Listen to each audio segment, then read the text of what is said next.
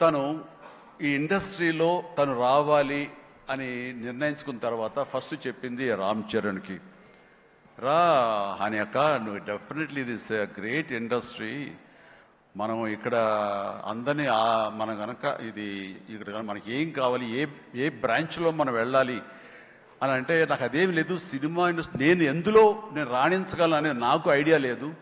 First of all ఏదో enter అవ్వాలి అంటే ఓ పని నా కాస్ట్యూమ్స్ అవి చూసుకోండి. రంగస్థలంలో తన కాస్ట్యూమ్స్ గురించి, రంగస్థలంలో కాస్ట్యూమ్స్ ఏమున్నాయి పాప, ఏముంటాయి అంటే ఏదోనా సరే లుంగి కానీ అది కానీ ఆ గెటప్ కోసం అని చెప్పి తను సుకుమార్ వాళ్ళందరి దీంట్లో డిజైన్ చేసుకుంటే చాలా రస్టిక్గా ఉండాలి, చాలా ఇదా ఉండాలి అంటారు.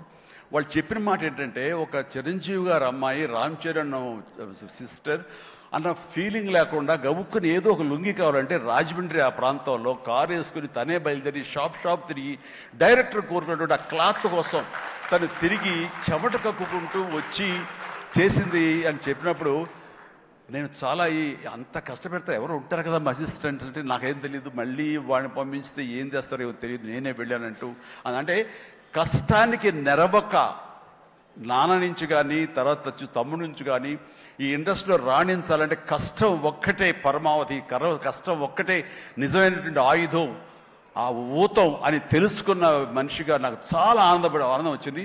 తను ఏవైనా ఇండస్ట్రీలో చేయగలదు, సాధించగలదు నమ్మకం. ఫస్ట్ టైం ఆ రాజమండ్రి వీధుల్లో తను ఎవరో మర్చిపోయి ఒక కాస్ట్యూమర్ లాగా పరిగెత్తిందంటే that is the best thing. నేను దాన్ని మనస్ఫూర్తిగా దాన్ని హర్షిస్తున్నాను, వెల్కమ్ చేస్తున్నాను.